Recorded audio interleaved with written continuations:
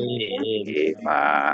Allahumma sholli wa sallim Allahumma Barik sholli ala nabiyil hasimi Muhammadin wa ala alihi wa sallim taslima. Allahumma sholli ala nabiyil hasimi Muhammadin wa ala alihi salim taslima. Allahumma sholli wa sallim wa barik alaihi. Terima kasih teman-teman. Kita mungkin langsung diskusi tentang teknik BPI ya, atau apa aja deh yang bisanya aja gitu sambil nunggu Bu dosen. Sambil Teknik mengingat-ingat teknik BPI itu seperti apa? Bentar, kita cari di grup ya materinya yang udah sambil kita cari. Yang tentang mad'u itu ya.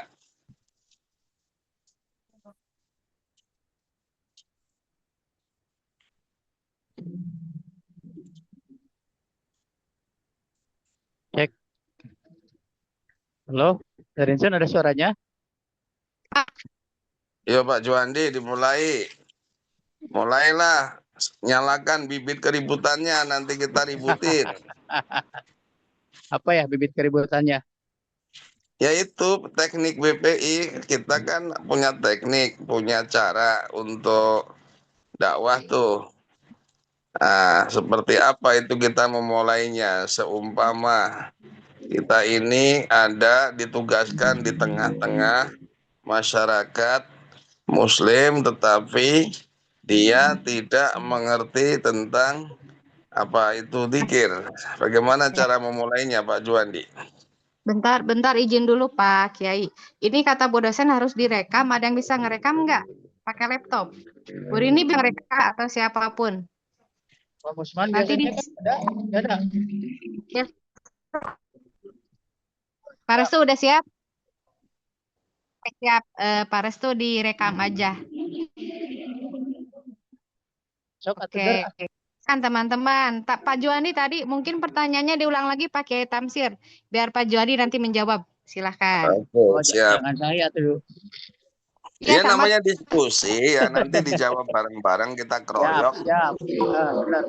Jadi bagaimana tekniknya kita ini sebagai siswa yang sudah hampir sampai pada lebih mau mendekati dari setengah daripada perjalanan kita untuk mendapatkan esos, yaitu bagaimana teknik dakwah kita apabila kita ini ada di tengah masyarakat, sementara masyarakat Muslim itu mereka belum mengenal dzikir atau amalan yang kita lakukan. Bahasanya ginilah, mereka tidak kenal tarekat.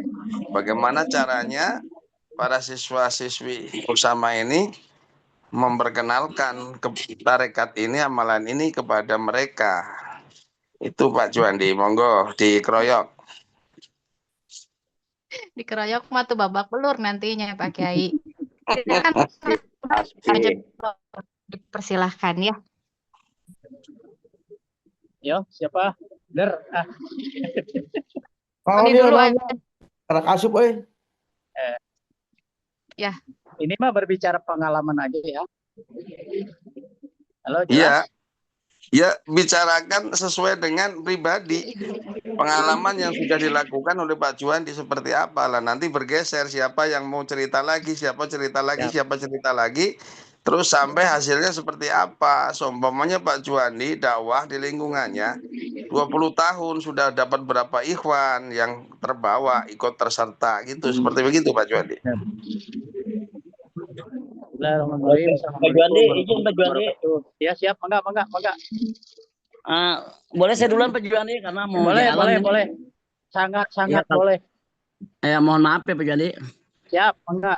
Ya kalau pengalaman di tempat saya ini, saya kan suka di sebelah ada musola ya gitu ya. Saya untuk memperkenalkan zikir ini, saya selalu suka pimpin sholat gitu ya. Jadi saya sudah langsung ini aja yang yang sudah digariskan di tekian ini, walaupun jamaah banyakan umumnya gitu, cuman saya aja berdua, kadang bertiga gitu ya, di sekitar saya. Itu saya lakukan sendiri karena memang saya pengurus musola, jadi kita tidak tidak bermasalah dengan jamaah karena kita termasuk pengurus, jadi saya lakukan sendiri itu setelah sholat langsung saja yang rangkaian zikir yang saya kumandangkan itu yang biasa Tekian ajarkan langsung praktek gitu. Nah, saya tidak tidak maksudnya ya mau umum itu silakan, kalau yang mau ngikutin silakan, kalau yang tidak pun tidak bermasalah, tidak kita tekankan. Kalau dia bertanya baru kita jelaskan. Itu saja Pak Juandi dan rekan-rekan siswa. Terima kasih. Assalamualaikum warahmatullahi wabarakatuh. Pak Jamaluddin, sebentar Pak Jamaluddin. Ya, Apakah oke. selama mengamalkan itu Bapak juga mengajak tetangga, keluarga, orang terdekat di lingkungan itu, kemudian bagaimana respon mereka, kemudian sampai hari ini sudah berjalan berapa lama dan berapa ikhwan yang kebawa dengan Pak Jamaluddin ya, Jamaluddin gitu, seperti begitu Pak. Ya pakai itu sejak 2020 dah pakai, sejak setelah COVID aja itu. Dan itu alhamdulillah ya, maksudnya yang terajak itu ya keluarga, salah satu tetangga, cuman nggak banyak itu pakai.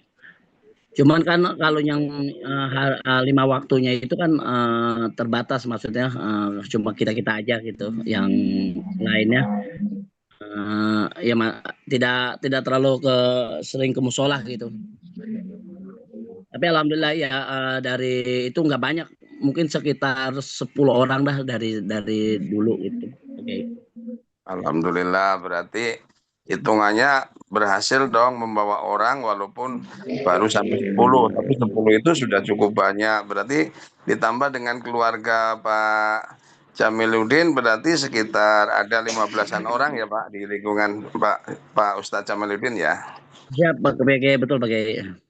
Termasuk keluarga besar pakai, termasuk adik-adik itu. Adik-adik masuk. Kan ada orang yang ikut, ada orang yang biasa-biasa saja, tidak respon, kemudian ada juga orang yang malah menghindar, kemudian ada yang bahkan mencari tahu dulu dan sebagainya, atau mungkin nggak pernah ada semacam konflik seperti di tempat-tempat lain, seperti pengalaman Pak Juandi katanya harus dengan segala macam cara gitu, nggak dengan repot begitu Pak Jamiluddin, nggak? Tidak Pak, begitu pakai, karena kan itulah kita menangnya kalau kita sebagai pengurus musola, termasuk Pak Amir musola gitu ya. Nah, itu kita kalau punya nilai keunggulan di situ, maksudnya kita tidak terbebani dengan lingkungan karena semua jamaah itu sudah tahu kalau kita ini suka mengimamin, suka mimpin di lingkungan gitu. Ya, Jadi artinya dipercaya oleh lingkungan di situlah ya. Ya betul pakai ya. Jadi untuk saya di lingkungan tidak terkendala. Kita jadi imam, sholat tarawih dan seterusnya, amalia harian dan seterusnya gitu kan, mereka memang sudah percaya, tahu kondisinya, kemampuan Pak Jamiluddin gitu ya, Pak Jamiluddin ya. Ya betul kemudian sempat ada manakib di musola itu atau bagaimana Pak? Sudah sempat ada? Manakib kalau manakib sini bulanan Pak Kiai, bulanan ada, mingguan pun ada, tiap malam minggu. Enggak di musola Pak Jamiluddin maksudnya, di lingkungan. Iya betul pakai tiap amalia mingguan ada tiap malam minggu, dan itu kita share ke grup kan, kita punya grup musola ya yang umum silakan aja, tapi mereka mereka masih membatasi itu, masih hanya sebagian sedikit aja yang ikut. Kebanyakan yang hadir itu ya jamaah sekeliling sekitar kampung saya gitu yang sudah bertorikoh.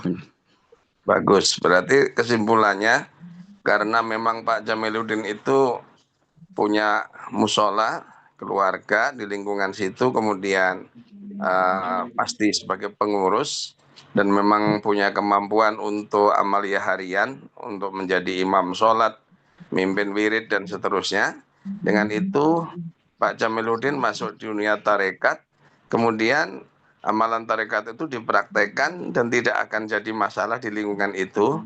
Dan itu perlu menjadi catatan bagi kita bahwa di antaranya ada yang seperti itu, seperti pengalaman Pak Jamiluddin Hidayat. Semoga Pak Jamiluddin selalu istiqomah dan bisa tambah berkembang di lingkungannya dan disempurnakan dengan manakibnya, insya Allah lebih baik. Terima kasih Pak Jamiluddin. Terima kasih Pak Kiai. Satu lagi saya waktu sudah melaksanakan amalia ini, saya sudah langsung saya praktekkan, walaupun awal-awal itu langsung saya praktekkan di musola ini dengan zikir hariannya. Sudah kalau yang saya pimpin itu saya selalu langsung mempraktekkan. Saya tidak peduli mau dibilang istilahnya gitu kan, mau ini sesuatu lah, apa amalan baru lah, apa ini kok begini ya silakan, kalau mereka bertanya saya jelaskan, kalau tidak pun tidak apa-apa. Saya sih karena sudah mengikuti amalia TKN gitu. Bagus, terima kasih Pak, pengalamannya sudah dituangkan di setidaknya kan seluruh siswa mendengar dan ada rekamannya bahwa itu bagian dari pengalaman dakwahnya mendakwahkan tarekat atau teknik BPI sudah kita praktekkan seperti itu. Pak Juandi, pripun Pak untuk jenengan, mana tadi kita sudah bahas bagaimana teknik untuk praktek tarekat di lingkungan Pak Juandi.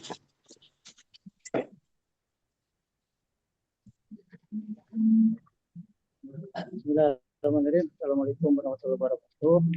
Waalaikumsalam warahmatullahi wabarakatuh. Kalau saya pribadi ya dakwah di Toriko itu untuk pengembangannya sebetulnya baru berapa tahun ya, baru 6 tahunan gitu ya.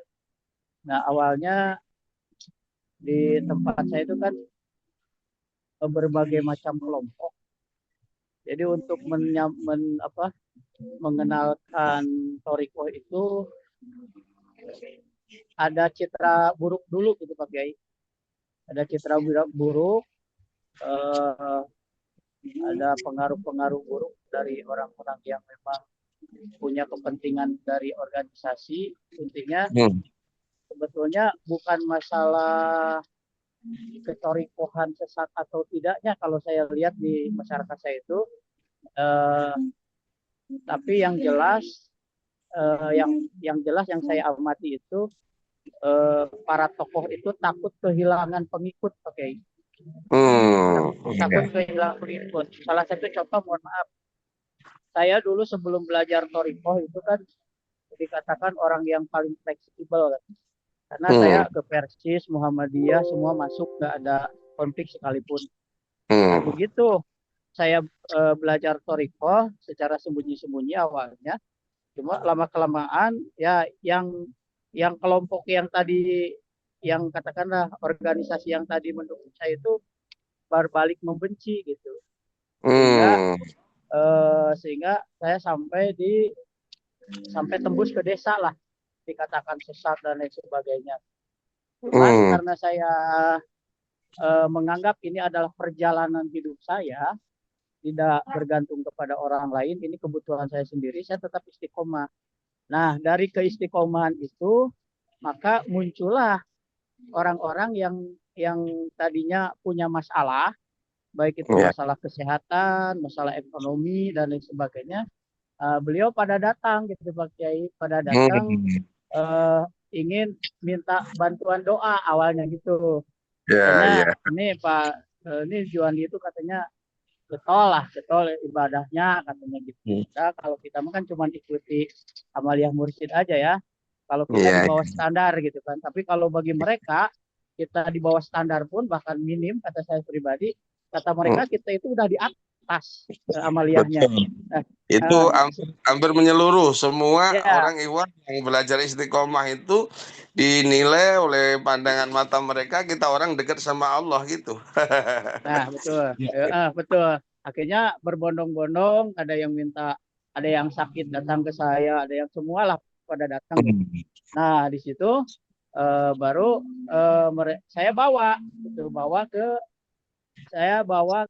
kata saya lebih afdol langsung ke guru saya lah gitu, minta doanya gitu.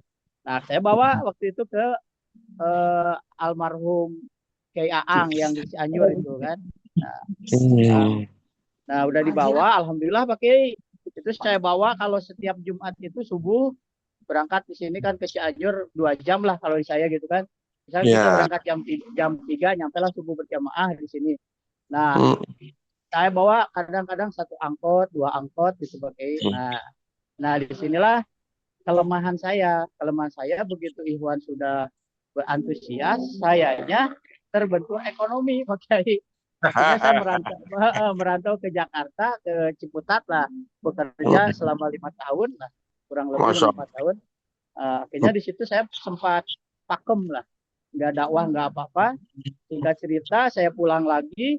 Nah di sini saya makin mendapat tantangan yang sangat berat, Pak Kiai. Beratnya gimana? Beratnya yang tadinya ikut sama saya itu bukan sama saya, ikut belajar Toriko itu kan mempunyai antusias, saya tinggalkan. Ternyata mereka gabung dengan yang menentang Toriko.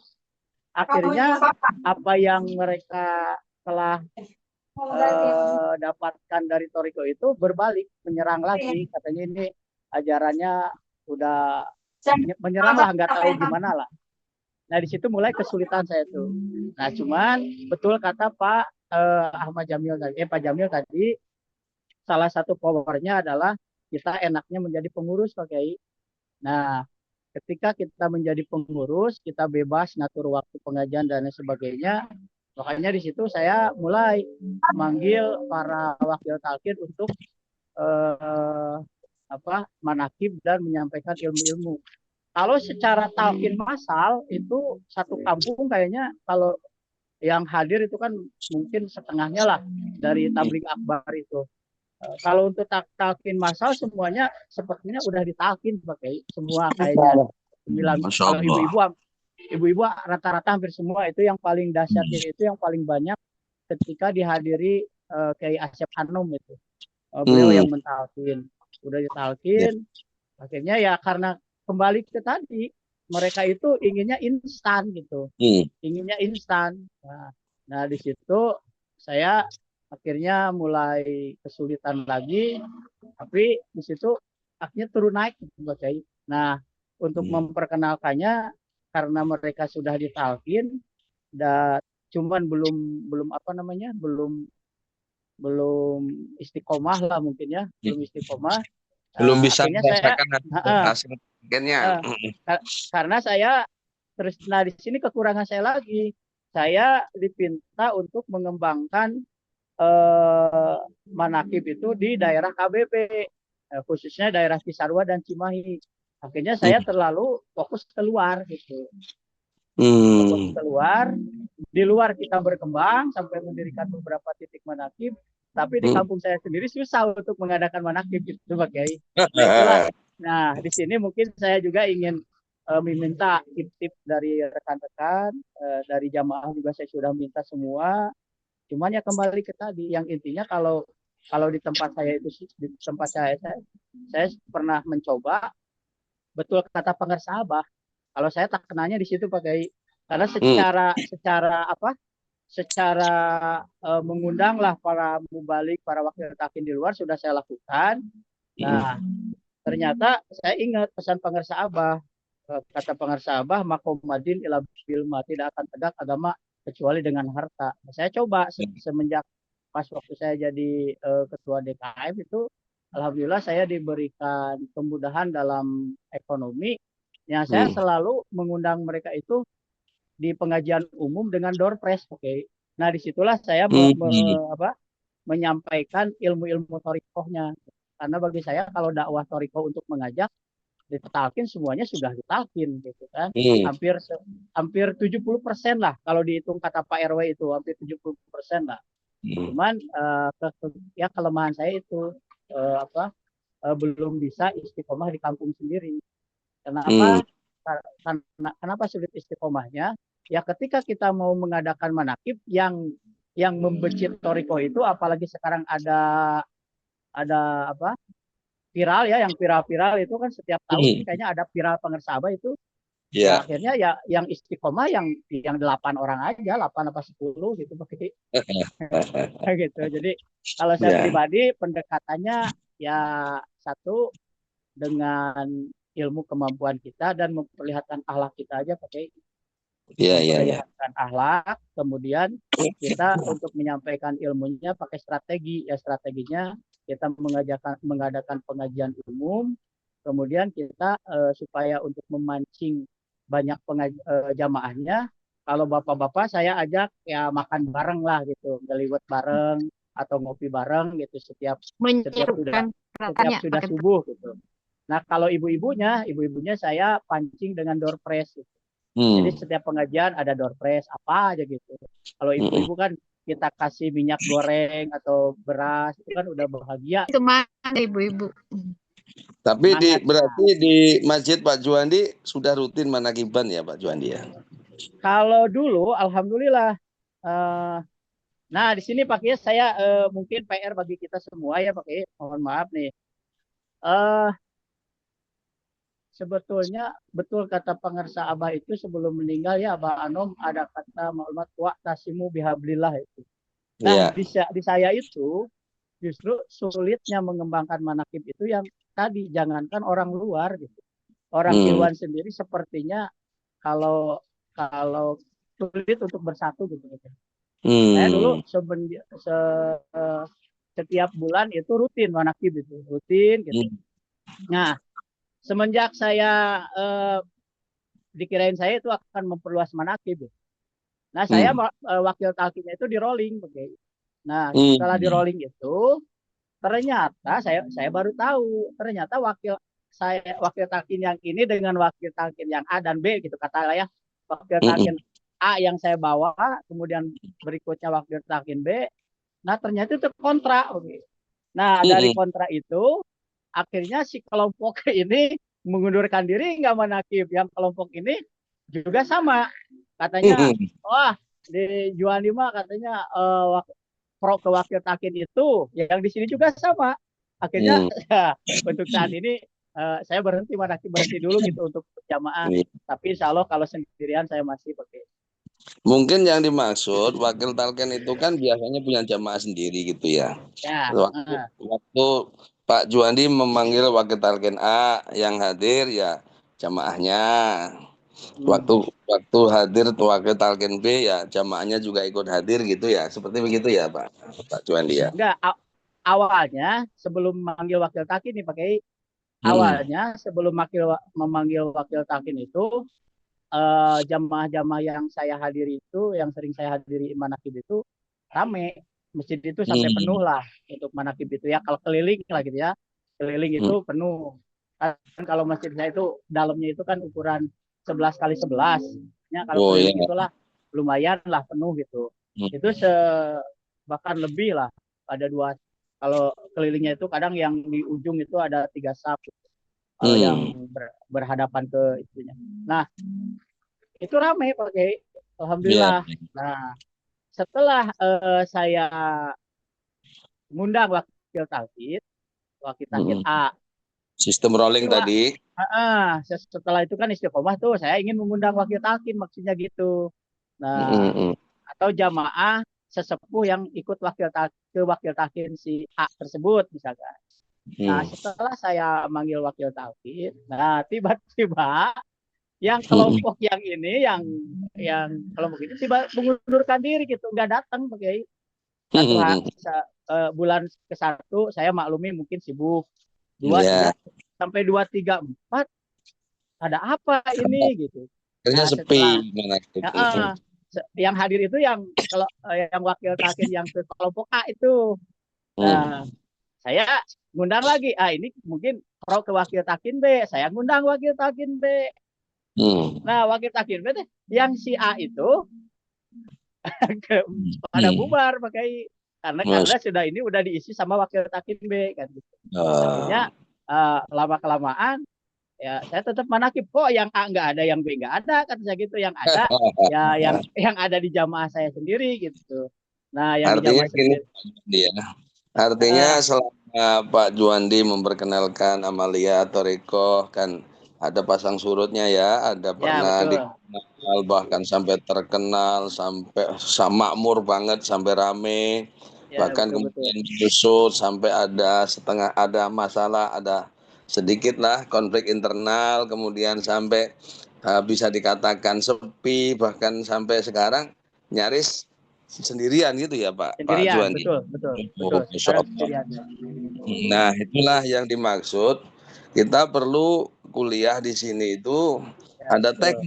teknik-teknik yang mungkin, yang pastinya bukan hanya mungkin, kita butuhkan bagaimana caranya kita akan mengembangkan keyakinan kita ini kan.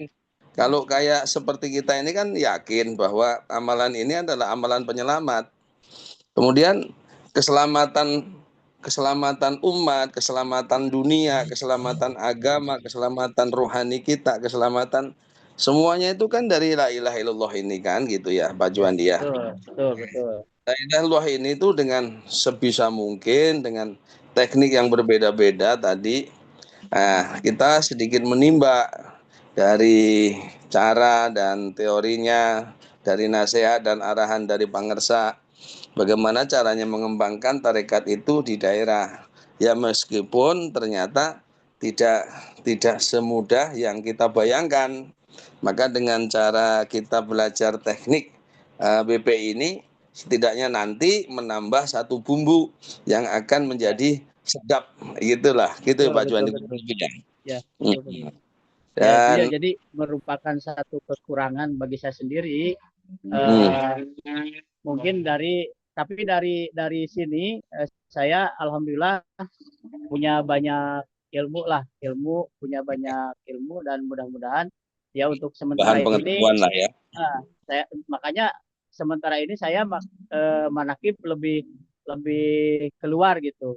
Nah, kalau untuk di kampung saya sendiri, ya saya pakai tekniknya hanya sekedar menyampaikan saja, pakai Iya, menyampaikan ilmu-ilmunya gitu. bagus. Kadang-kadang saya bahas, memperkenalkan kitab Pengersa Abah, seperti Tanbi saya mulai bahas itu kayak Fadlul Suhur, Miftahul Iya, Sudur, akhirnya. Nah, dari situ alhamdulillah, mereka itu tidak, eh, alhamdulillahnya di adem lah. mereka yang membenci itu sekarang tidak pakai, Adem. malah mendukung gitu. Cuman karena Adem tidak menentang itulah. nah gitu, adem, nggak ada pertentangan sekarang. Nah, Malah ya. malah pakai pakai peci merah putih, pakai tongkat aja sekarang udah nggak ada yang nyinyir gitu. Di situ Udah biasa, udah nggak aneh. ya udah nggak aneh. Cuman ya saya, harapannya ingin manakib di tempat saya itu bangkit kembali gitu. Cuman itu Insya yang Allah, belum bisa wujudkan saat ini, Pak Kiai. insya Ya Allah. mungkin di sini, nah saya perlu teknik bimbingan, bimbingan di para rekan-rekan siswa ini. Nah, mungkin ada pengalaman bagaimana selain teknik seperti itu. Ya, itu nanti kita musyawarahkan bersama karena itu kan bagian daripada tugas kita ya. Ya Terus betul. fungsinya kita kuliah di sini ini setidaknya kita bisa mempraktekkan hasil daripada perkuliahan kita. Jadi masyarakat dan keluarga kita nanti bisa melihat, oh ternyata kuliah di Usama ya, begitu ya, lumayan ya, pengertiannya ada, kemajuan pemahamannya ada, seperti gitu. Ya itu Ya penting betul untuk betul, kita Pak Kiai. Itu sangat kembangkan betul. Mohon, masyarakat. mohon maaf motongnya sedikit. Nah, saya, semenjak menyampaikan ilmu-ilmu yang dipelajari di Usama, khususnya tentang psikologi, itu sangat membantu sekali, Pak Kiai. Nah itu. Daya tarik dari warga itu, antusias gitu.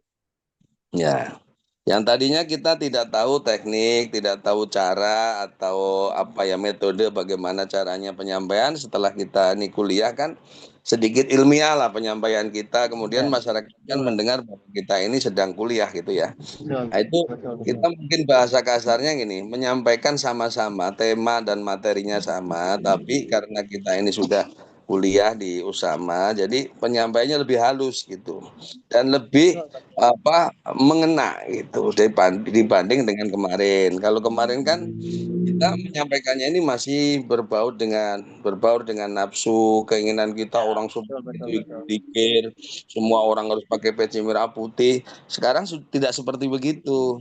Jadi sekarang teknik yang kita pergunakan adalah dakwah kita itu, kita pakai peci merah putih itu dakwah. Kita pakai tongkat itu dakwah. Kita mempersiapkan diri menyongsong masuknya waktu sholat itulah dakwah. Dan kita lebih sopan, lebih tenang menghadapi mereka. Itulah dakwah teknik yang luar biasa. Itu Pak Juandi. Sampai betul itu pakai yang apa? Yang kita dakwah secara perbuatan itu ya. Ini salah satu contoh aja, misalkan kelebihannya kita belajar di sama itu salah satunya betul apa yang disampaikan pengusaha Abah, orang yang belajar pesantren astrologi itu kan, kalau cuma pesantren astrologi gitu kan, orang itu picek mandangnya gitu kan, sebelah mata gitu. Tapi kalau belajar ilmu sarjana, melek dua-duanya. Nah, ternyata betul-betul di tempat saya itu betul-betul senjata paling ampuh pakai. Cuma satu lagi kelemahan saya itu yang satu lagi tuh yang kata pengersa Abah makomadin ilal bilma. Ternyata setelah selain punya detail gitu kan, di tempat saya itu yang lebih didengar itu orang kaya dan pejabat. Ya, memang dunia itu dipandang dari dua, Pak. Satu dari ilmunya, dua dari hartanya. Maka kalau kita hanya punya ilmu, kita hanya dipandang sebelah. Tapi kalau kita sudah punya dua-duanya, punya harta dan punya ilmu, nanti akan orang mandang lebih jelas karena dihormati di dunia itu karena dua. Satu karena ilmunya, dua karena hartanya. Jadi setidaknya orang nanti akan kembali kepada ilmu karena setinggi-tingginya, sebanyak-banyak harta itu kan masih kalah dengan kemuliaan ilmu. Maka sekarang kita ini baru semester 3, jadi perjalanan itu istilahnya baru kita mulai ya kan.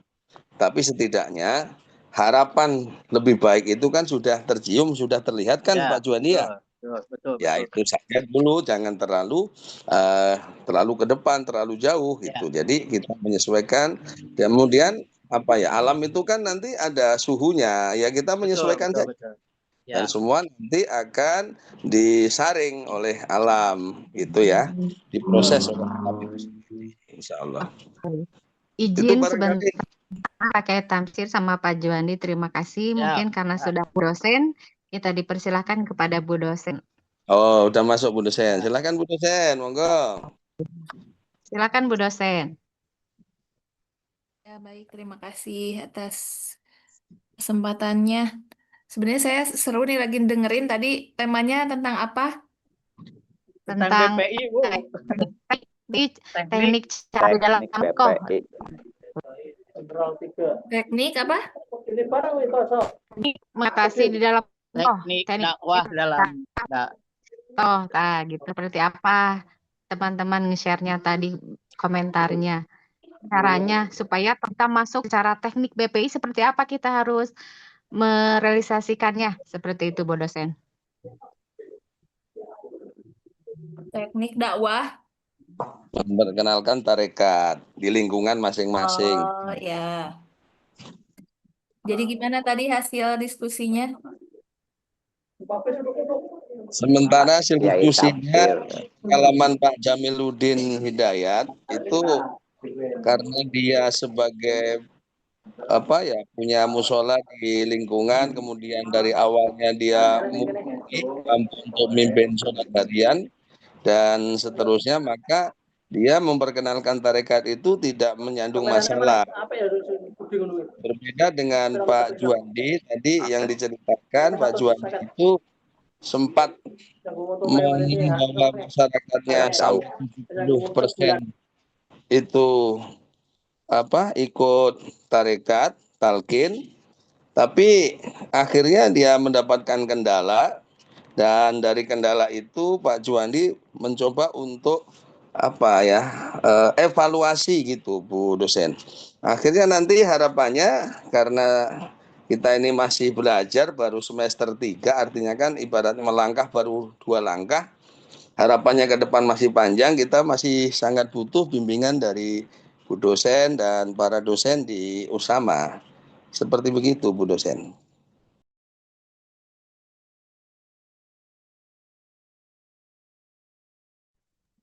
Ya, baik.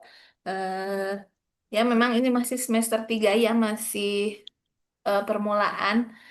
Jadi materi yang saya bahas juga tentang teori dan teknik. Sebenarnya ini adalah basic, dasar teori teknik ini, terutama dalam bimbingan penyuluhan Islam. Ka- karena itu, dengan teori dan teknik ini diharapkan siswa-siswinya dapat memahami lebih mendalam ya, meskipun tidak hafal semuanya, tapi minimal pahamlah, mengerti bagaimana tentang bimbingan penyuluhan Islam ini di dalamnya. Dan dengan basic ini, teori dan teknik ini, insya Allah nanti akan dipakai terus sampai semester akhir, bahkan sampai nanti penelitian dalam skripsi. Tentu teori dan teknik ini menjadi basic yang sangat mendasar dan pasti digunakan dalam nanti ya penelitian-penelitian itu. Nah, kalau tentang teknik ini, eh, apa ada yang ingin kita bahas kembali atau diskusikan? Atau saya, Mungkin itu kembali ke Bu dosen, silakan, kami ya baik, menunggu arahan Bu dosen seperti apa. ya. Saya rencananya ingin mengulang kembali ya, seperti teori yang eh, kemarin sudah saya ulang kembali. Takutnya mungkin ya, karena takutnya ada yang lupa. Nah, saya ingatkan kembali sekarang tentang teknik, tapi saya belum bikin PPT-nya. Makanya di ini ajalah ya, nggak pakai PPT juga. Sambil kita diskusikan sedikit-sedikit aja. Nah, sebentar saya buka dulu ininya. Eh,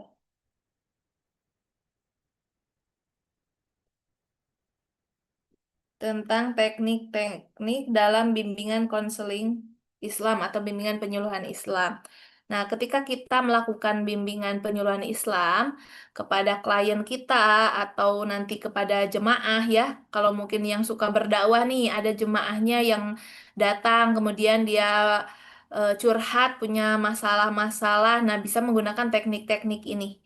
Ya, teknik-teknik ini mungkin agak sedikit berbeda dengan teknik dalam berpidato ya, tentu memiliki banyak perbedaan dalam pidato atau dalam dakwah secara ini ya, secara umum gitu, ceramah, karena teknik ini lebih dapat diterapkan dalam segi bimbingan dan konseling saja gitu.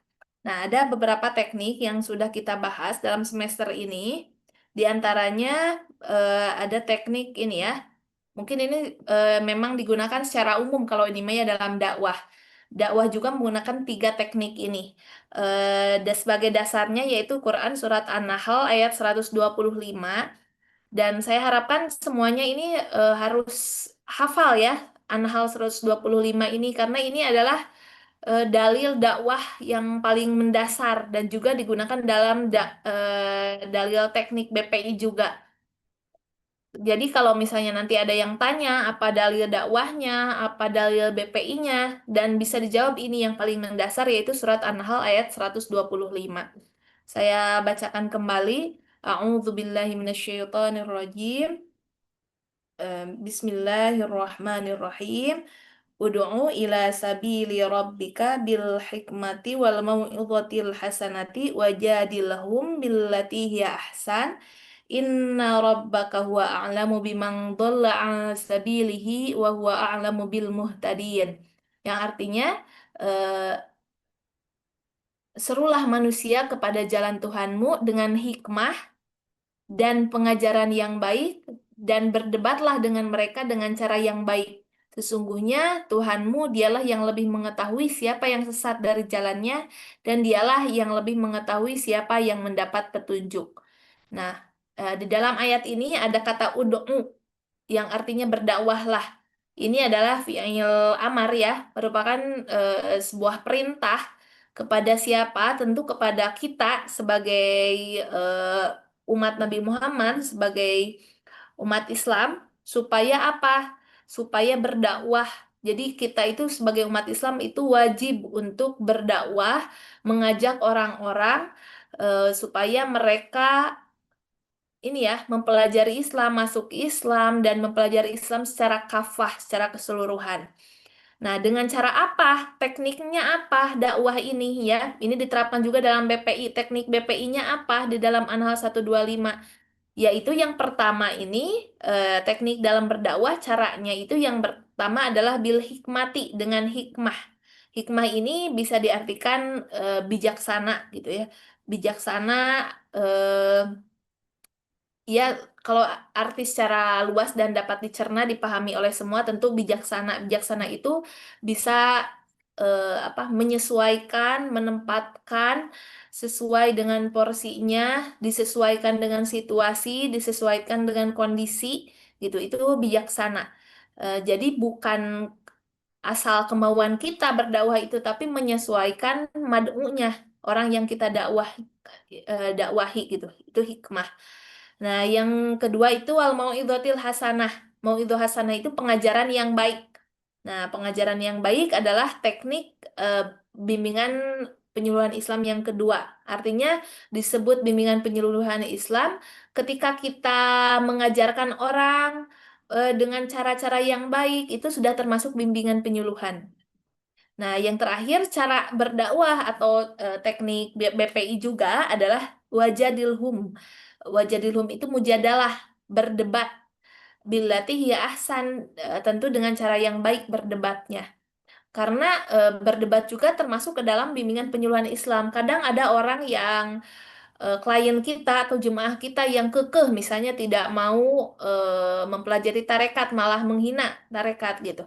Tidak apa-apa kita mencoba untuk bertukar pikiran dengan cara berdebat, menjelaskan apa yang perlu dijelaskan dan perlu dipahami oleh klien, oleh orang tersebut gitu. Itu tidaklah salah karena merupakan salah satu teknik dalam berdakwah juga, mujadalah, tetapi dengan cara, tentunya dengan cara yang baik-baik, tidak boleh dengan kekasaran, dengan tangan kasar gitu, atau bicara-bicara yang kasar, karena itu menyalahi aturan. Karena di sini dijelaskan bilatih ya ahsan, dengan cara-cara yang baik. Nah, itu 3 teknik dalam ini ya, dalam bimbingan penyuluhan Islam gitu. Nah, kemudian teknik yang lainnya saya ingatkan kembali, selain 3 tersebut, hikmah, mauidhah hasanah, dan mujadalah, ada juga yang keempat itu teknik keteladanan. Sebagaimana Rasul merupakan teladan bagi kita semua ya, suri tauladan yang baik. Laqad kana lakum fi Rasulillahi uswatun hasanah liman kana yarjullaha wal yaumal akhir. Ya, seperti itu ila akhirih, dan Rasul itu merupakan figur teladan yang harus kita contoh. Nah, sebagai itu dalilnya, maka kita juga bisa menjadikan keteladanan sebagai teknik dalam berdakwah. Bisa kita yang menjadi teladan bagi klien, atau kita yang menjadi contoh bagi jemaah kita, jamaah ya, ataupun kita mencari orang yang orang tersebut bisa dijadikan contoh oleh klien yang punya masalah gitu. Bisa menjadikan pengersabah dijadikan contoh, atau mubalik-mubalik lain, atau tokoh-tokoh terkenal, atau misalnya keluarga yang sudah harmonis, itu dijadikan contoh kepada klien. Itu juga merupakan teknik dalam bimbingan penyuluhan Islam ya. Jadi yang keempat itu ada teknik keteladanan tadi. Kemudian selanjutnya ada teknik penalaran logis. Ya, teknik penalaran logis ini selintas hampir sama dengan teknik mujadalah, berdebat, tapi ini berbeda ya, cukup berbeda. Artinya dalam teknik penalaran logis ini, jadi kita ini sebagai konselor nanti ketika kedatangan klien yang memang klien itu cukup suka berpikir ya, suka logis, suka berpikir dan segala sesuatunya harus dipikirkan, maka kita bisa eh, apa menjadi seperti dia juga gitu. Jadi di debatnya dengan cara yang logis pula. Contohnya mungkin banyak ya. Itu sebenarnya anak-anak atau dewasa juga sebenarnya bisa ya. Meskipun orangnya bukan akademik, klien itu karena semua manusia pasti punya akal, punya pemikiran, pasti ini bisa sebenarnya digunakan penalaran logis. Misal kalau contohnya anak-anak yang apa ya, misalnya kalau anak di sekolah nih, sekolah PAUD, anak tersebut maunya berantem sama temannya, maunya ngambil mainan temannya secara paksa. Nah, kita bisa dilakukan penalaran logis pada anak tersebut. Misalnya kalau nanti teman kamu dibawa mainannya sama kamu, nanti teman kamu nangis gimana gitu. Ya dibalikin lagi kayak gitu. Atau nanti kalau kamu punya mainan, kemudian mainan kamu dibawa sama teman kamu, perasaan kamu gimana? Kamu sedih nggak gitu? Itu dibalikan lagi kayak gitu. Itu penalaran logis. Atau bisa kalau lebih dewasa mungkin bisa kita gunakan lagi ya penalaran logis tersebut. Tentu dengan cara yang berbeda. Nah, kemudian selanjutnya ada teknik kisah. Teknik kisah merupakan salah satu dalam teknik bimbingan konseling Islam. Sebagaimana di dalam Al-Quran itu banyak sekali cerita-cerita yang Allah simpan dalam Quran dan itu dijadikan ibroh pelajaran untuk kita semua yang ingin membaca, menggali dari Quran tersebut gitu. Tentu sangat banyak kisah, artinya kisah tersebut juga bisa dijadikan contoh buat kita karena Allah itu adalah konselor utama ya dalam kehidupan ini. Yang jadi konselor utama itu adalah Allah. Allah itu adalah yang menyembuhkan hati kita, yang menenangkan kita.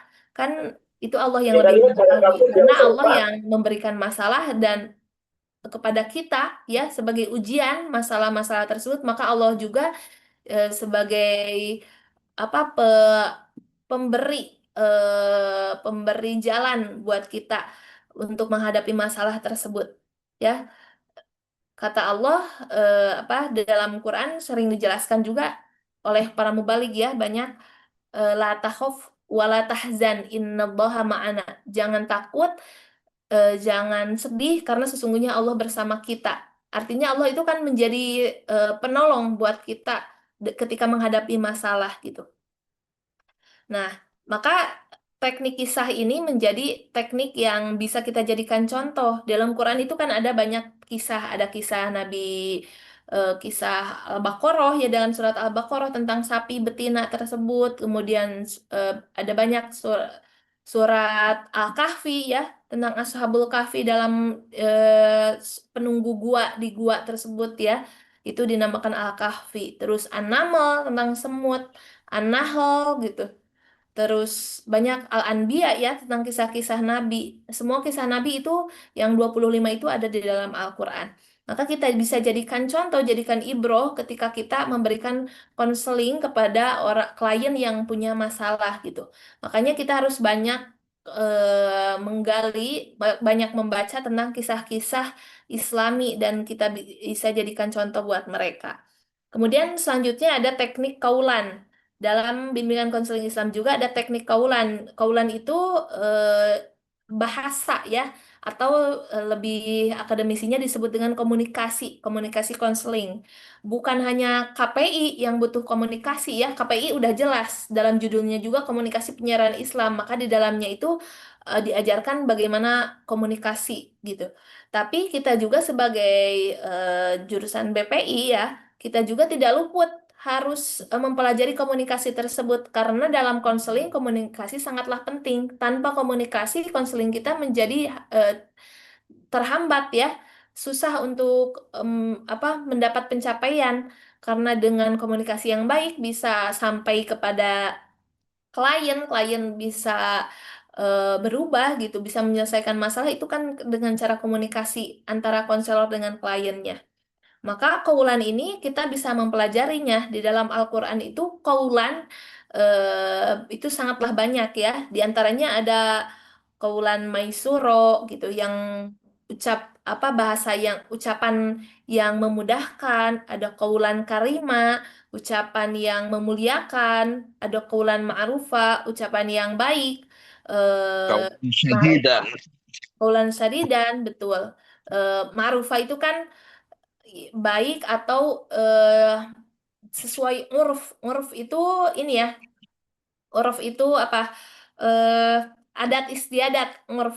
Jadi ucapan yang disesuaikan dengan suatu budaya setempat gitu.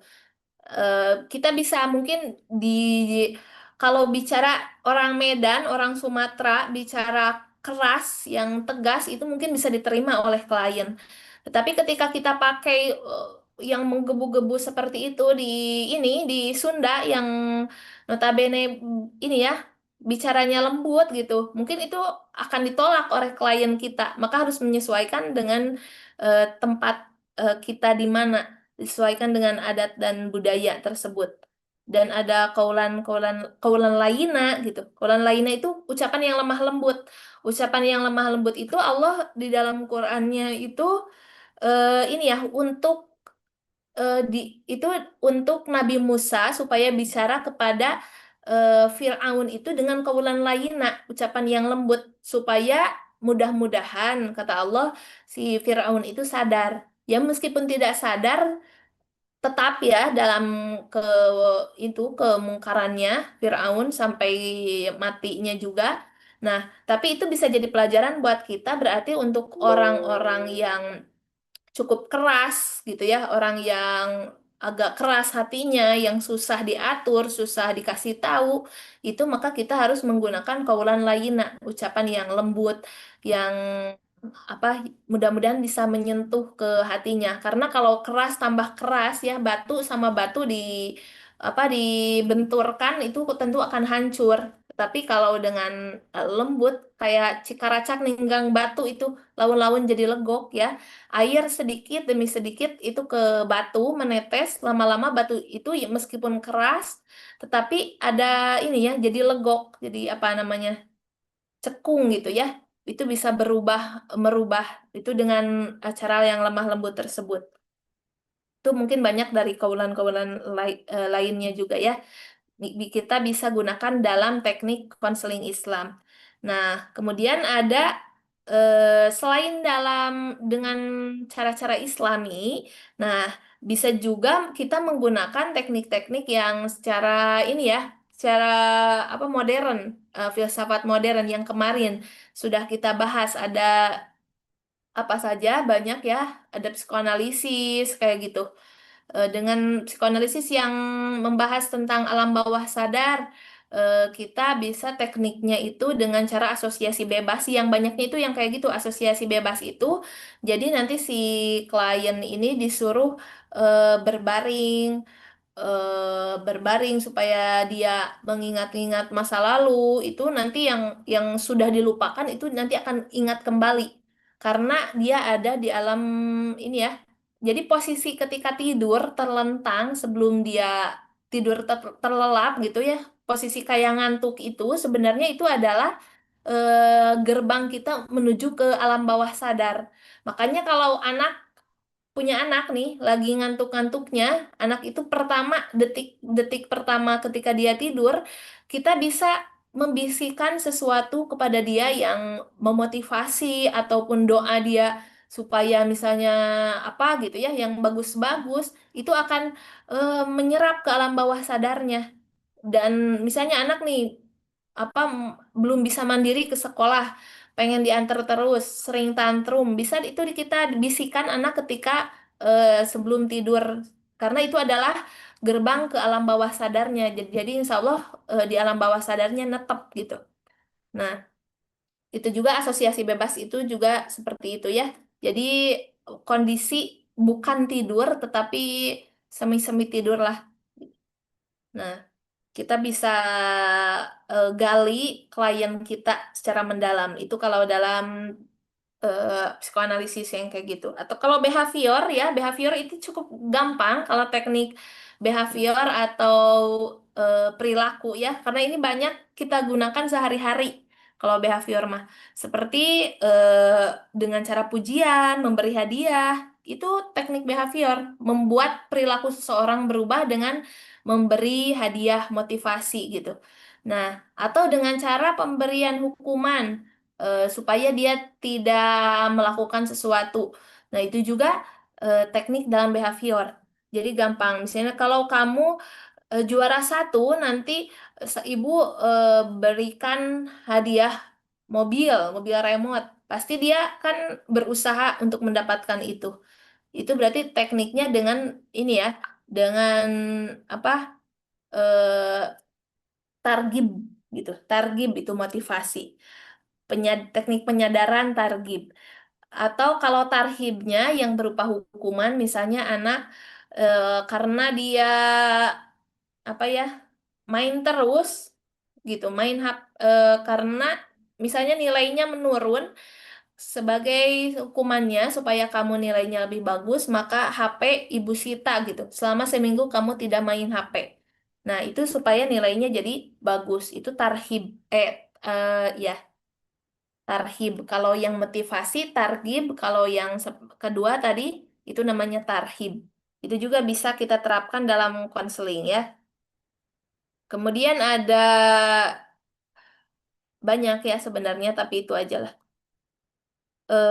Kemudian dalam apa lagi? Kalau dalam humanistik ya, humanistik mah gampang. Sebenarnya humanistik cuma ada satu.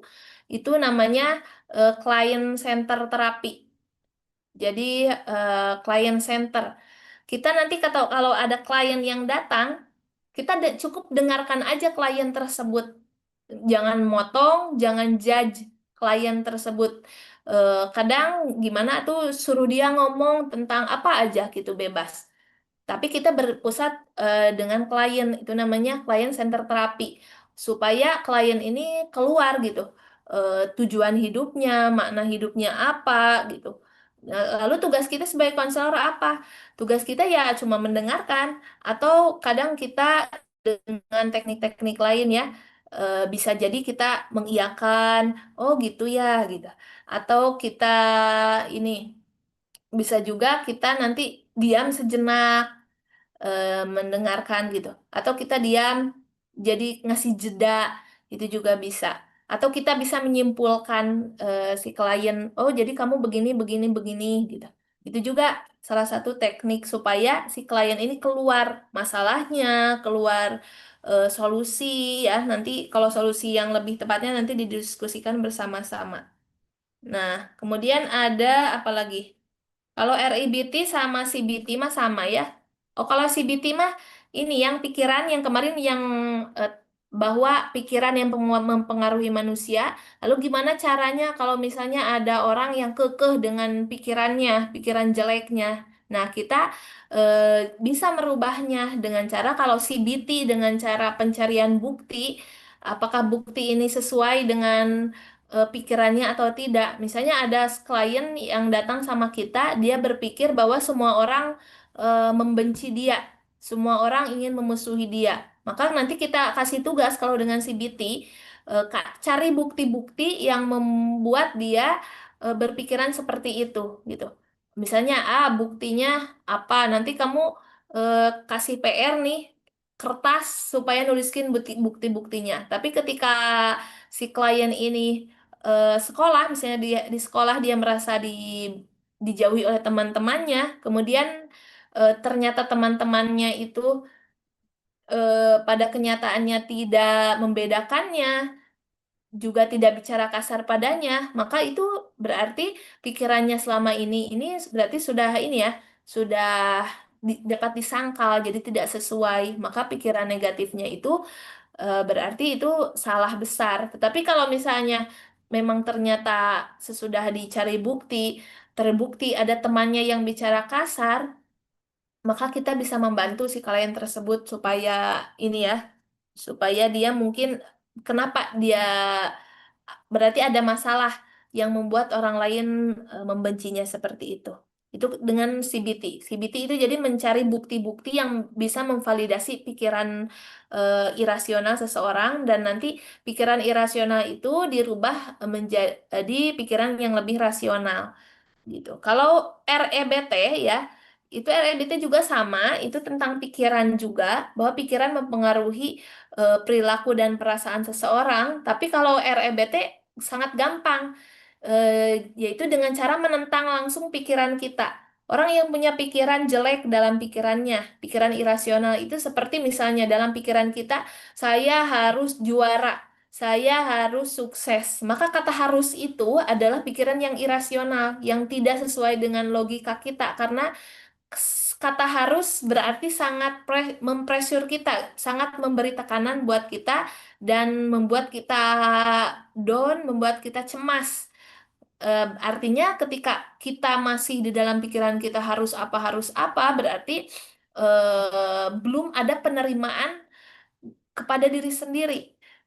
Karena kalau dalam RABT ini ada falsafah hidup, yaitu menerima diri apa adanya, menerima diri tanpa syarat.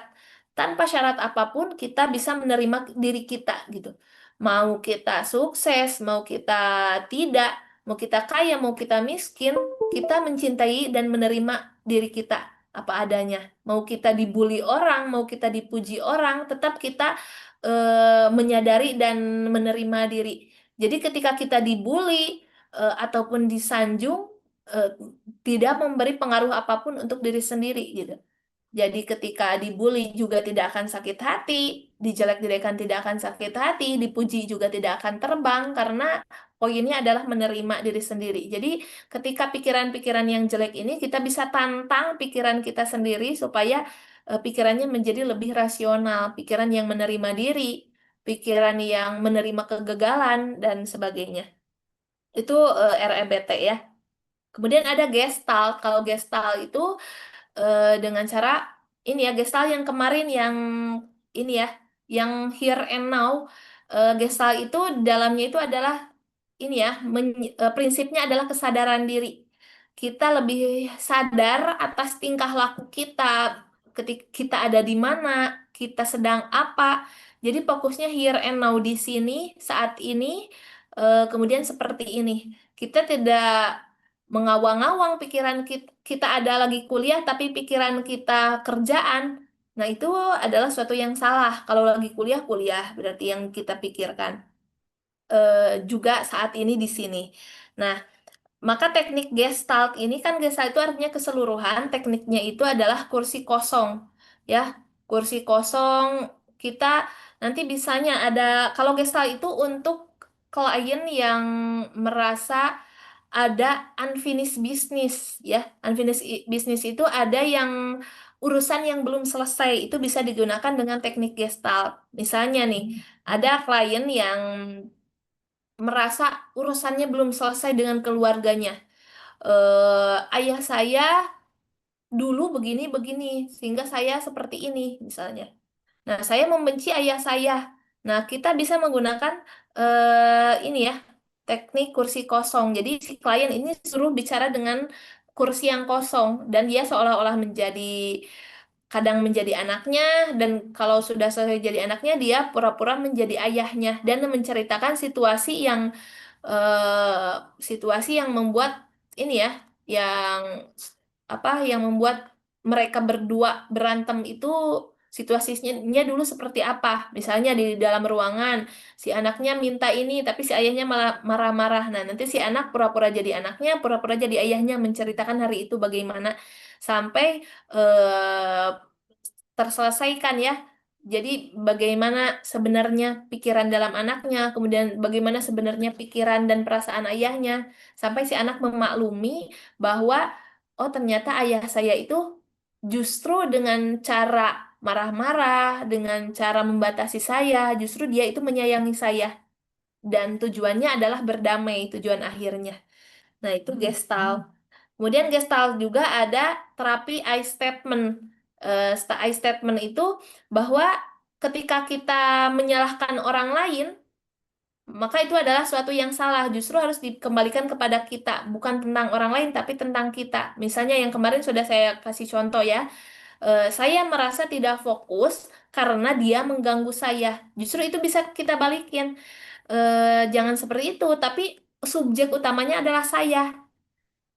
Ya, kalau misalnya gini, saya ulangi kembali, dia mengganggu saya sehingga saya tidak fokus. Kan itu subjek pertamanya adalah dia, berarti dia yang salah. Tetapi ketika kita putar balik, saya merasa tidak fokus karena diganggu dia, berarti subjeknya itu adalah saya. Nah, itu I statement. Jadi ketika klien menyalahkan orang lain, bisa diganti ke sayahnya dulu seperti apa. Nah, ketika sayahnya yang merasa tidak fokus, maka saya bertanggung jawab untuk merubah diri saya.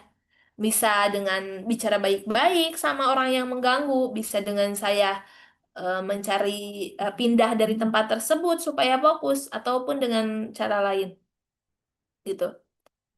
Nah, seperti itu mungkin ya teknik-tekniknya, dan itu bisa digunakan di mana saja, di sekolah, di rumah sakit, eh, di lapas juga bisa, disesuaikan saja dengan klien kita. Nah, bagaimana? Ada yang mau ditanyakan dan didiskusikan? Cukup paham atau masih masih pusing dengan penjelasan saya? Paham, paham Bu. Sudah paham, Bu dosen. Izin bertanya Bu dosen. Ya, silakan. Begini Bu dosen, kalau saya itu kan kerja itu kan di kios. Nah, kadang di kios itu kita itu punya konsumen, dan konsumen itu selalu curhat gitu. Karena mereka tahu bahwa selain saya sebagai bekerja di sini itu di kios itu, saya itu sebagai, katakanlah, kata mereka ini Maya, kata mereka katanya Ustadz katanya. Ya. Nah, akhirnya banyak yang curhat gitu Pak dosen. Nah, yang curhat itu kebanyakan rumah tangga, tentang perselingkuhan, tentang KDRT dan lain sebagainya gitu. Nah, saya selalu menanggapi mereka itu dengan teknik yang cerita itu, Bu dosen. Ya. Teknik cerita, lalu kemudian saya ajak berpikir gitu kan. Bagaimana solusinya gini gitu. Dan sedikit motivasi dan lain sebagainya. Nah, alhamdulillah mungkin dari kasus-kasus yang mau bercerai itu 90% gak jadi bercerai gitu dosen. Dengan kisah-kisah yang saya sampaikan tadi gitu. Ini hikmahnya loh, ini begini gitu. Akhirnya mereka hidup rukun, gak jadi bercerai.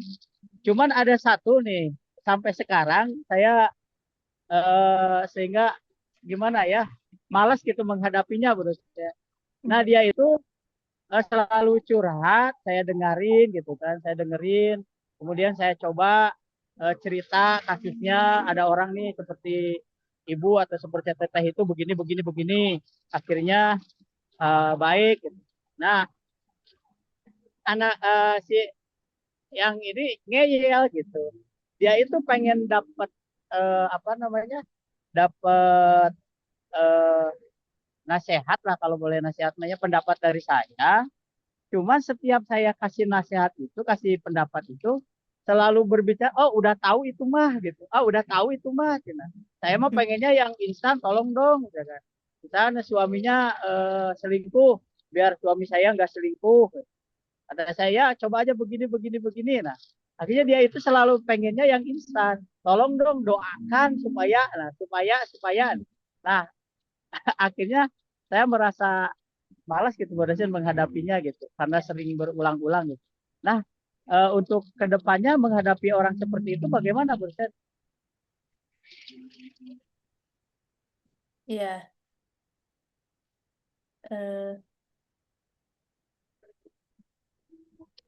Menghadapi orang yang seperti itu ya. Alhamdulillah Ya. tadi Pak siapa tadi teh yang bicara teh? Saya dosen. Pak Juandi. Ya. Ya, alhamdulillah banyak ini ya, sudah banyak pengalamannya insya Allah ya, yang di sini bagaimana mengatasi masalah orang lain ya. Tentu sebenarnya tidak usah dikasih tahu karena pengalamannya sudah lebih banyak. Tapi ketika menghadapi orang tersebut dalam konseling itu ada suatu batasan sebenarnya dalam antara klien dengan konselor. Batasan ini ya dalam menjalin hubungan itu kalau terlalu dekat juga itu bisa merugikan sebenarnya. Karena nanti si klien akan ketergantungan yang berlebih kepada konselor. Makanya biasanya dibuatkan konseling ini secara profesional.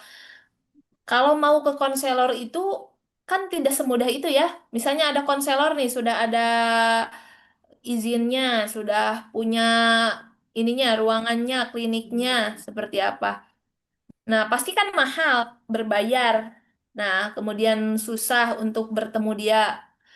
Begitu juga dalam konseling ini memang harus ada batasan karena kalau terlalu mudah nanti si kliennya itu akan berkegantungan, tergantung sama kita. Jadi ketika ada masalah datang lagi. Padahal tujuan konseling ini bukan hanya untuk menyelesaikan masalah, tapi untuk mengoptimalkan kemampuan klien, kemampuan seseorang menangani masalahnya sendiri. Jadi ketika ada klien punya masalah, kemudian datang sama kita, justru tugas kita adalah menguatkan si klien itu supaya dia bisa menangani masalahnya sendiri di lain waktu. Karena masalah ini kan tidak hanya satu kali, sampai meninggal masalah itu akan terus datang dengan wujud yang beda-beda gitu. Nah, si klien ataupun seseorang harus bisa dia bertahan, menjalani hidup, menangani masalah-masalahnya sendiri. Maka itu tujuan dari seorang konselor. Nah, lalu bagaimana ketika klien datang dan dia sebenarnya udah tahu jawabannya tapi yang pengen yang instan-instan, dalam konseling itu tidak ada yang instan, semuanya itu proses. Masalah yang datang sama kita itu kan juga proses datangnya. Masalah yang besar itu tidak mungkin tiba-tiba jadi besar, tapi itu datangnya sedikit demi sedikit dan lama-lama jadi menumpuk. Kenapa seorang misalnya rumah tangganya hancur? Karena itu masalahnya yang sedikit demi sedikit itu dan kemudian menumpuk yang justru tidak diselesaikan oleh pasangan suami istri itu. Makanya ketika ada masalah sedikit selesaikan, biar tidak menumpuk. Kalau sudah menumpuk itu sangat susah untuk diselesaikannya dan butuh proses. Eh, nah, lalu gini ya, saya dulu ini ya berapa bulan yang lalu saya kan ada tes psikotes seperti itu dan di ruangan tersebut saya masukin ke ruangan psikiater saat mengerjakan psikotes. Jadi sambil saya mendengarkan yang ada pasien yang datang ke psikiater dan ternyata itu sangat mudah loh. Pasien datang menceritakan masalahnya dan si psikiater ini cuma ngasih solusi yang mudah. Mudahnya itu apa? Oke, nanti saya resepkan obat ini, obat ini. Jadi kalau mau mudah, misalnya masalahnya cemas, masalahnya apa, itu ke psikiater aja, dikasih obat langsung tenang. Tapi kan kemauan kita bukan dengan obat jadi tenang, tapi kita pengen tenang selamanya, tidak ada kecemasan. Berarti itu eh, membutuhkan proses, bukan dengan obat, karena dengan obat itu jadi adiksi, ketergantungan gitu. Nah, begitu pula dengan misalnya minta doa, ya doa itu oke lah, mungkin ada yang mujarab gitu ya doa. Tapi kan itu tidak bisa ke semua aspek gitu. Yang bisa merubah diri kita itu adalah diri kita sendiri dan itu perlu proses. Em, Gitu. Ada kan dalilnya ya, Quran apa di hadis gitu. Yang merubah kita adalah diri kita sendiri. Begitu Pak, siapa tadi Pak Juandi? Ya. Apa bisa dipahami Ya, atau terima kasih Bu Dosen. Berarti untuk gampangnya ya kita diemin aja gitu Bu Dosen ya. Atau suruh coba cari ke yang lain gitu. Ya, betul. Disuruh ke yang lain Ya, aja kalau tidak percaya sama kita mah. Bukannya kita terima kasih. menyerah atau apa-apa ya, tapi Ya, demi kebaikan dianya juga gitu. ya betul betul. Terima kasih Bu dosen. Ya, sami-sami. Selama ini saya merasa aduh dosa ya gitu kan nyuekin dia gitu kan ngerasanya gimana Ya. gitu. Tapi kalau seperti itu ya mungkin itu yang terbaik ya menghindarnya itu. Mm-mm. Seperti itu. Mungkin yang lain ada ini yang mau menambahkan atau mendiskusikan apa lagi?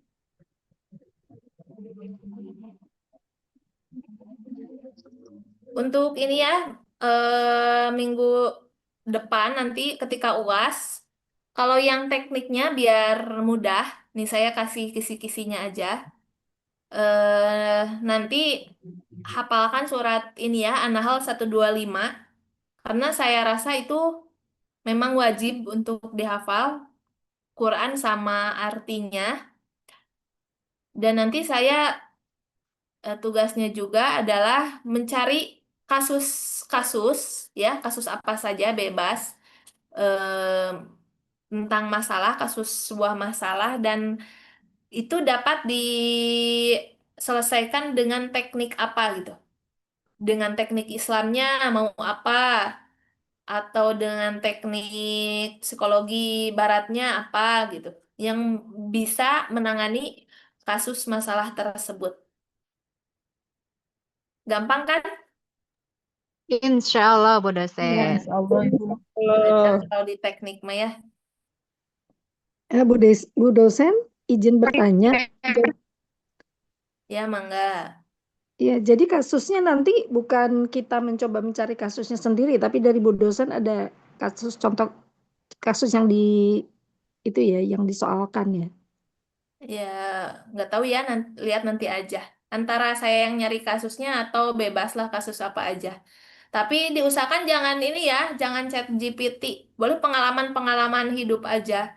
Dengan cara yang mudah aja, misalnya nanti diketik atau ditulisnya dengan cara apa, nggak usah yang susah-susah, yang nggak usah lah. Yang gampang aja, oh misalnya dengan cara ini cukup berhasil loh, dengan cara ini cukup berhasil. Gitu. Karena Iya, itu kan berarti sebagai bekal juga untuk konselor itu. Oh ya, baik. oke, tugasnya Pilihan kasus ya jadinya. Hah? Membahas pilihan kasus gitu. Ya, bebas mau kasus yang ada di rumah tangga apa gitu. Oh ya. Yang penting ada masalahnya, masalahnya seperti apa, ada tekniknya juga, dan cara-caranya nanti mau seperti apa. siap. Ya, siap. Terima Ya, kasih banyak Bu dosen. ya, sami-sami. Kalau teori BPI apa Bu dosen itu? Kisi-kisinya nanti buat UAS. Teori, kalau teori mah maunya gimana? Biasa yang mudah aja. Kalau Ya, khusus kalau mudah-mudah Bu dosen. mm-mm. Kalau teori gimana ya? Saya juga masih memikirkan nih. Mau ngasih misalnya pengertian ini, takutnya juga nanti, Usul Bu dosen. ah, Usul. ya boleh. Jadi tugasnya semua siswa suruh menghafal surat An-Nahl ayat 125. Ya, Kemudian Ya. siswa harus mengumpulkan tertulis cerita tentang bagaimana caranya mendakwahkan membawa satu orang untuk dakwah tarekat, ikut ya, talqin dzikir supaya mudah. Jadi boleh lebih tapi minimal satu orang. Di luar keluarga maksudnya teman atau orang jauh atau siapa bagaimana seperti begitu Bu dosen. yang lainnya gimana dulu? Setuju nggak? Bagaimana Bu dosen aja? Ikut Bu dosen aja deh. Kalau masalah teori kan itu udah gambaran tadi buat teknik BPI seperti itu. Nah, buat teorinya ya dipersilahkan. Cuman misalkan kalau ngasih soal paling sedikit lah 3 atau 2 tapi paten gitu. Jangan terlalu banyak anakan lagi, apalagi anakan cucu. Biasa we ya Bu dosen. Iya. Nah, kalau yang masalah mengajak Ikhwan mah itu mah agak berat ya kalau saya, Pak. Soalnya Betul. nggak tahu Tidak juga nih lingkungan kondisinya seperti apa gitu. Tetangganya seperti apa, teman kerjanya seperti apa kan beda-beda. Ada yang mungkin gampang nerima, ada yang pengennya beda gitu kan. Ya, betul. betul, Bu dosen. Ya, begitu Betul. Bapak siapa tadi? Bapak Kiai. Tamsir. Ya, Iya. sekian aja mungkin ya. Cukupkan Oke. saja. Ya nanti lah kalau teori mah insya Allah yang mudah. Saya nyari dulu soalnya. Ya Siap. sekian yang dapat saya sampaikan mudah-mudahan bermanfaat ya. Dan Amin. Ya dapat Rabbal di Amin. ini ilmunya kita bisa gunakan dalam ini ya, dalam menjalani kehidupan kita untuk diri sendiri, untuk teman kita, mungkin untuk keluarga, untuk orang lain juga. Sekian dari saya. Wabillahi taufiq wal hidayah. Wassalamualaikum warahmatullahi wabarakatuh. Waalaikumsalam Waalaikumsalam warahmatullahi warahmatullahi wabarakatuh. wabarakatuh. Assalamualaikum warahmatullahi wabarakatuh.